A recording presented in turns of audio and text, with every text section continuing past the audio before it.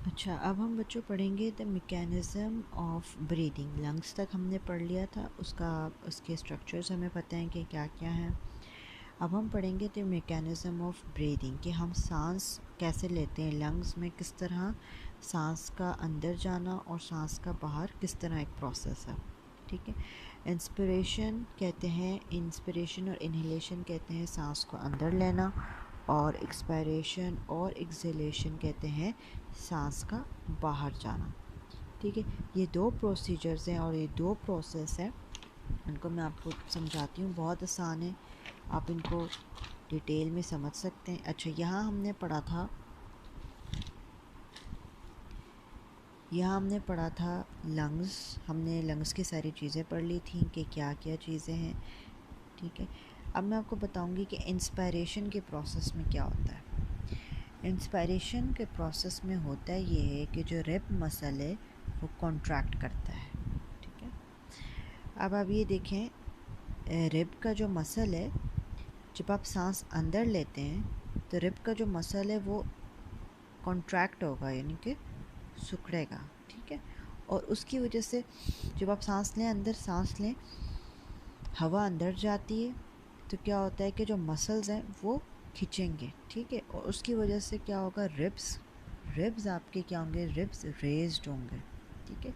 आपके ribs raised होंगे। ज़ाहिर बात है, जब आप हवा अंदर लेंगे तो जब मसल्स हैं वो स्ट्रेच होंगे, कॉन्ट्रैक्ट होंगे, तो रिब्स बाहर की तरफ आएंगे। ठीक है।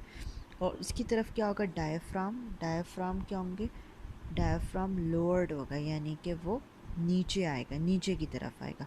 आप सांस अंदर ले रहे हैं तो जाहिर सी बात है प्रेशर अंदर की तरफ आ रहा है, और इसी तरह जो डायफ्राम अटैच्ड है वो भी नीचे की तरफ खिंचेगा। जब ये सब चीज़ें नीचे की तरफ खिंचेगी, जो जो थोरैसिक कैविटी है उसमें क्या होगा, थोरैसिक कैविटी में क्या होगा, प्रेशर इंक्रीज़ होगा, यानी कि ये प्रेशर क्या होगा, ये बढ़ेगी, ये कैविटी बढ़ेगी। ज़ाहिर बात है, आप उसमें स्पेस फिल कर रहे हैं। जैसे हम बैलून में एग्ज़ाम्पल लेते हैं, अगर आप बैलून में हवा डालें तो वो एक्सपैंड होता है। ऐसे ही बिल्कुल सेम एग्ज़ाम्पल है कि जब आप हवा सांस लेते हैं तो आपके लंग्स भी एक्ट करते हैं एज अ बैलून, वो भी हवा अंदर जाती है तो वो इसी तरह रिब का केज ऊपर आएगा, रेज होगा, हवा भरेगी लंग्स के अंदर, फूलेगा, और आपकी जो कैविटी है वो भी जाहिर सी बात है बढ़ेगी, कैविटी बढ़ेगी। जब आपकी कैविटी जब बढ़ेगी तो जो प्रेशर है एयर का वो क्या होगा, वो कम हो जाएगा। प्रेशर एयर का क्या हो जाएगा, वो कम हो जाएगा। और फिर जब ये प्रेशर कम हो जाएगा तो हवा जो है वो बाहर वाली आराम से अंदर एंटर होगी। ठीक है, ताकि इक्वलाइज हो सके।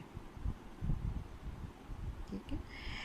जब कैविटी का साइज़ इंक्रीज़ होता है तो उसका मतलब है जो प्रेशर है वो अंदर कम हो गया है।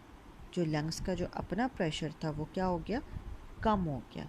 जब कम हो गया है तो बाहर से हवा एंटर होगी from the outside inside of the lungs, ताकि इक्वली प्रेशर मेंटेन रहे।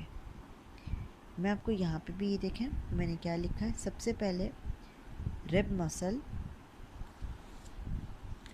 डायग्राम के साथ आपको रख के बताती हूँ।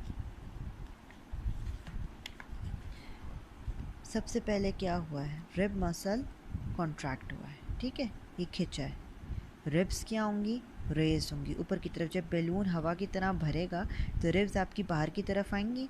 ठीक है। डायफ्राम डायफ्राम क्या होगा, ठीक है, डायफ्राम जो है वो नीचे की तरफ आएगा। जाहिर सी बात है, जब हवा भरेगी तो डायफ्राम भी प्रेशर यहाँ पे प्रेशर यहाँ पे एयर का प्रेशर, जब दूसरा प्रेशर जब आप सांस लेते हैं तो यहाँ पे प्रेशर इन हवा का प्रेशर जो है, हवा को वो एक्सपैंड करेगा लंग को, तो उस जब लंग्स एक्सपैंड होंगे तो डायफ्राम भी नीचे की तरफ जाएगा, डायफ्राम विल बी लोअर्ड, नीचे की तरफ जाएगा। और उसकी वजह से क्या होगा कि थोरैसिक कैविटी जो है वो बढ़ जाएगी, यानी कि कैपेसिटी जो है वो बढ़ जाती है।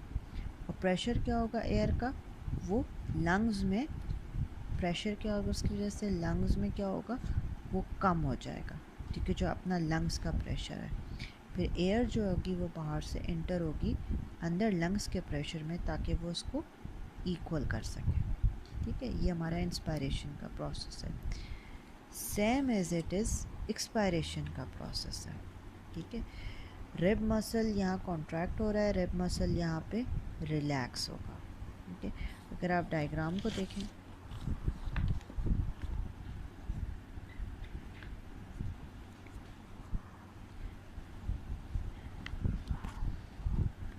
डायग्राम में जो ये एयर मूव आउट हो रही है, कैसे मूव आउट हो रही है, रिब्स जो है वो लोअर्ड हो गई हैं, यानी कि रिब्स, जब रिब के मसल रिलैक्स होगा, जब हम बाहर बाहर जब जाएगी एयर, तो रिब के मसल्स जो बेचारे कॉन्ट्रैक्टेड थे वो अब रिलैक्स हो गए। ठीक है, और रिब्स फिर वापस अपनी ओरिजिनल पोजीशन पे चले गए, और डायफ्राम जो था वो भी वापस रिलैक्स हो गया। ठीक है, वो भी अपना रिलैक्स होके ऊपर चला गया। ठीक है, पहले वो नीचे आया हुआ था, जाहिर सी बात है, जब प्रेशर बढ़ा हुआ था लंग्स में। अब क्या हुआ है कि वो लंग्स में जब प्रेशर हटा है तो वो ऊपर चला गया, और वो डूम शेप का मतलब है ऐसे गुम्बे की जो गुम्बद की जो शेप होती है उसकी तरह ये डूम शेप बन गया ये। ठीक है, अब इसमें क्या होता है कि कैविटी की, थोरेसिक कैविटी की आप कैपेसिटी देख रहे हैं, वो कम हो गई है। ठीक है, कम हो गई है ना, तो प्रेशर क्या है एयर का, वो इंक्रीज़ हो गया है। प्रेशर एयर का इंक्रीज़ हुआ और लंग्स जारी बात है कॉन्ट्रैक्ट हुआ है, तो वो क्या करेगा, एयर को पुश करेगा, एयर को फ्रॉम लंग्स टू आउटसाइड। ठीक है, इस तरह एयर जो है वो बाहर जाती है। ठीक है,